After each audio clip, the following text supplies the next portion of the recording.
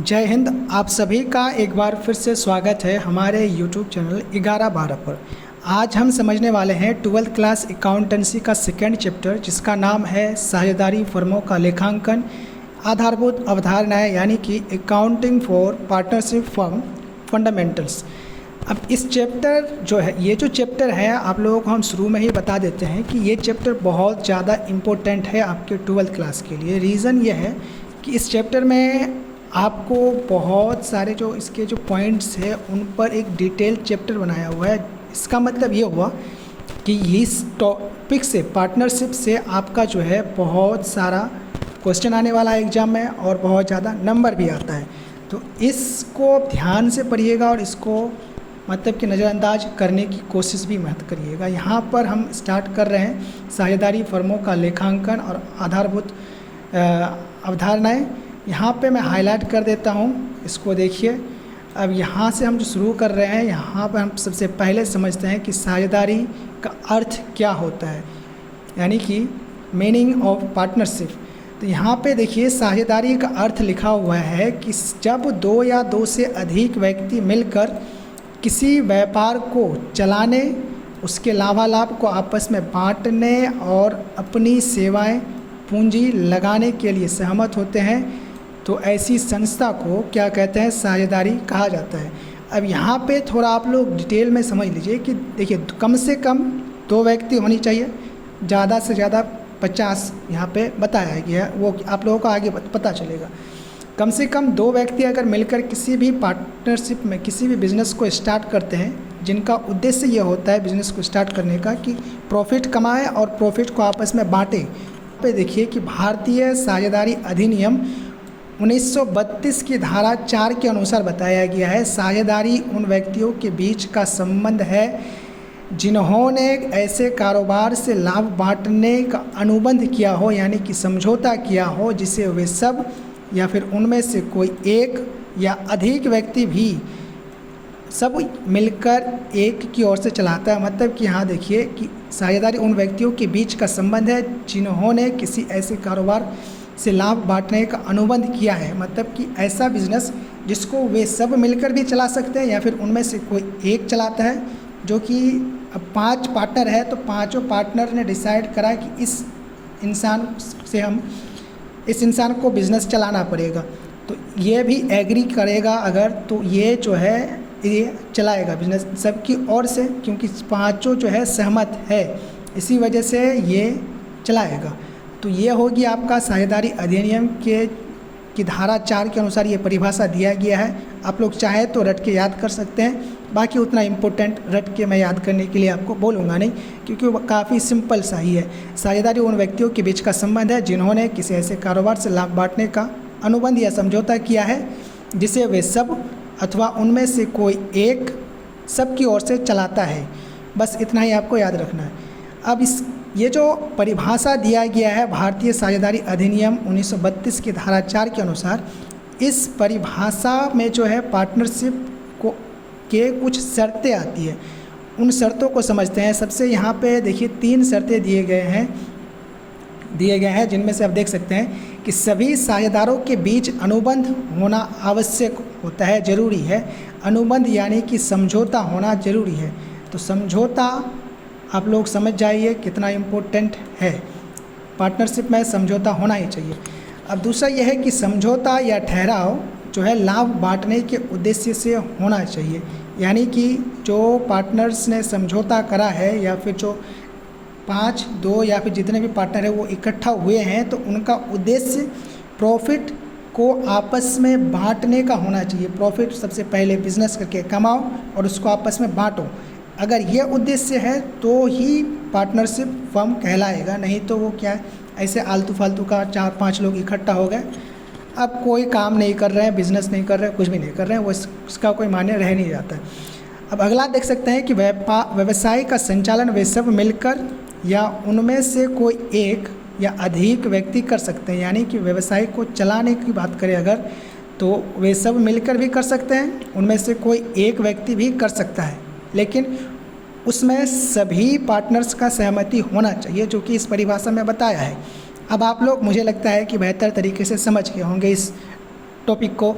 Partnership का अर्थ क्या होता है, इसकी परिभाषा को। अब हम इस आगे बढ़ते हैं और देखते हैं साझेदारी की कुछ विशेषताओं के बारे में। यहाँ पे देखिए साझेदारी की कुछ विशेषताएं दी गई है। देखिए साझेदारी की विशेषताएं, फीचर्स ऑफ पार्टनरशिप दिया गया है। सबसे पहला फीचर आप लोग देख सकते हैं कि 2 या 2 से अधिक व्यक्ति का होना आवश्यक है। साझेदारी में अगर 2 व्यक्ति ही नहीं होगा, मान कि 2 या 2 से अधिक, अगर 2 नहीं होगा तो 1 होगा, 1 अगर व्यक्ति है तो वो पार्टनरशिप नहीं कहलाएगा। कम से कम 2 व्यक्तियों का होना आवश्यक है, ज़रूरी है। तो साझेदारी के लिए आवश्यक है कि उसमें कम से कम 2 या 2 से अधिक व्यक्ति हो। साझेदारों की अधिकतम संख्या 50 हो सकती है। ये कहा गया है आपका कंपनी अधिनियम 2014 के अनुसार। यहाँ पे आप लोग हम देखें कि 2013 के अनुसार जो है ये परिभाषा 1932 के अनुसार ये परिभाषा दिया गया है। और 2013 में जो दिया गया था, एक बार कहा गया था कि 100 पार्टनर्स तक एक पार्टनरशिप में रह सकते हैं, लेकिन उसके बाद कहा गया कि नहीं, 100 नहीं होगा, 50 ही सीमित कर दिया गया। तो इतना आप लोग समझ जाइए। यहाँ पे आप लोग देख सकते हैं इमेज में कि कम से कम 2 पार्टनर होना ही चाहिए। अब अगला हम इसकी जो विशेषता है पार्टनरशिप का उसको देखते हैं। अगला विशेषता है अनुबंध या समझौता, यानी कि जो समझौता होता है वो होना ही चाहिए, ज़रूरी है। अगर नहीं होगा तो पार्टनरशिप नहीं होगा। यहाँ पे देखिए साझेदारी की रचना समझौते से होती है, यानी कि साझेदारी की जो स्थापना ही होती है वो समझौते से होती है। समझौता ही साझेदारों के संबंध का आधार होता है। अगर समझौता नहीं होगा तो साझेदारों के बीच में जो संबंध होगा उसका कोई आधार होगा ही नहीं। अब देखिए समझौता लिखित या मौखिक दोनों हो सकता है, ज़रूरी नहीं है कि समझौता लिखित हो, समझौता मौखिक भी हो सकता है। इस बात को याद रखिएगा। देखिए मौखिक समझौता अगर होता है तो मौखिक समझौता अवैधानिक और संवैधानिक नहीं है, यानी कि ये भी संवैधानिक है, इसको भी मान्यता प्राप्त है। लेकिन लिखित समझौता को प्रेफर करा जाता है। क्यों? क्योंकि इससे जो है किसी भी प्रकार का विवाद नहीं होता है। अब यहाँ पे आप लोग देख सकते हैं इमेज में। अब आगे बढ़ते हैं। अगला इसका जो विशेषता है वह है वैधानिक व्यवसाय, यानी कि लीगल बिजनेस होना चाहिए। ऐसा नहीं है आप पार्टनरशिप में कर रहे हैं, आपके 2-4 दोस्त मिल के पार्टनर्स बने हुए हैं, इसका मतलब आपका हिम्मत ना बढ़ जाए कि आप जो है इलीगल बिजनेस करेंगे। तो पार्टनरशिप में हो या फिर किसी भी तरीके का बिज़नेस हो, उसमें लीगल बिज़नेस होना ही चाहिए। इलीगल बिज़नेस करेंगे तो उसका जो है पता ही आपको सज़ा। तो लीगल बिजनेस साझेदारी अनुबंध का उद्देश्य व्यवसाय करना और वैधानिक व्यवसाय करना होना चाहिए। लीगल बिजनेस होना चाहिए। अगर लीगल नहीं होगा तो फिर यहाँ पर देख रहे हो ना, ये कौन है? पुलिस है भाई, पूरा धो डालेगा।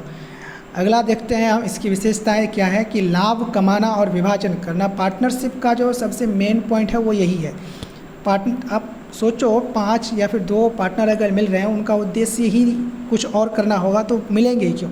उनका उद्देश्य है प्रॉफिट कमाना और उसको आपस में बांटना। तो यही है इसका बेसिकली सबसे मेन पॉइंट। तो साझेदारों का उद्देश्य लाभ कमाना और ये कमाए गए लाभ का जो है विभाजन करना। यहाँ पे विभाजन गलत हो गया है, इसको सही कर लीजिएगा। यहाँ पे देख सकते हैं कि एक पार्टनर जो है वो अपना हिस्सा ले रहा है, बाकी 4 पार्टनर का हिस्सा अभी वो लेंगे। इमेज में आप लोग देख सकते हैं। अगला इसकी जो विशेषता है वो है संचालन। ये कौन चलाने वाला है, संचालन हमें ये बताता है। यहाँ पे देख सकते हैं कि साझेदारी व्यापार का संचालन उन सभी साझेदारों के द्वारा या फिर उनमें से किसी एक के द्वारा किया जाना चाहिए। या तो ये सब मिलकर कर सकते हैं या फिर इन सब में मिलकर अगर किसी एक को लीडर चुने तो वो कर सकता है, या फिर 2 भी कर सकता है, 3 भी कर सकता है। ज़रूरी नहीं है कि सिर्फ एक ही करेगा या फिर सब मिलकर ही करेंगे। जितने चाहे वो बिज़नेस में, व्यवसाय में पार्टनर्स अगर सहमत है तो कुछ भी कर सकते हैं। अगला इसकी जो विशेषता है, सदस्यों से अलग अस्तित्व नहीं होता है साझेदारों का। जितने भी पार्टनर्स होते हैं वो सिर्फ और सिर्फ सदस्य होते हैं, उससे अलग उनका कोई अस्तित्व नहीं होता है। साझेदारों का अस्तित्व सदस्यों से अलग या भिन्न नहीं होता है, इतना याद रखिएगा आप लोग। अगला जो और अंतिम विशेषता है वो असीमित दायित्व, यानी कि जो जितने भी पार्टनर्स होते हैं उनके दायित्व जो है असीमित होते हैं। किसकी तरह? एकांकी व्यापार जो इंडिविजुअल बिजनेस होता है, जैसे कि अगर आप अकेले बिज़नेस करते हैं तो उस बिज़नेस से रिलेटेड जितने भी परेशानी आएगी वो आपको संभालना पड़ेगा, आपके ऊपर दायित्व आएगी, उसकी कोई सीमा नहीं है। उसी तरीके से जो पार्टनरशिप होते हैं उनमें भी क्या है, दायित्व की कोई सीमित दायित्व नहीं है। सभी पार्टनर्स को मिलकर के उन सभी समस्याओं का हल करना पड़ेगा। तो आई होप कि आप लोग इतना समझ गए होंगे। आज के लिए इतना ही, मिलेंगे फिर नेक्स्ट वीडियो में। इस वीडियो को देखिए बढ़िया से और नोट कर लीजिएगा सभी टॉपिक्स को।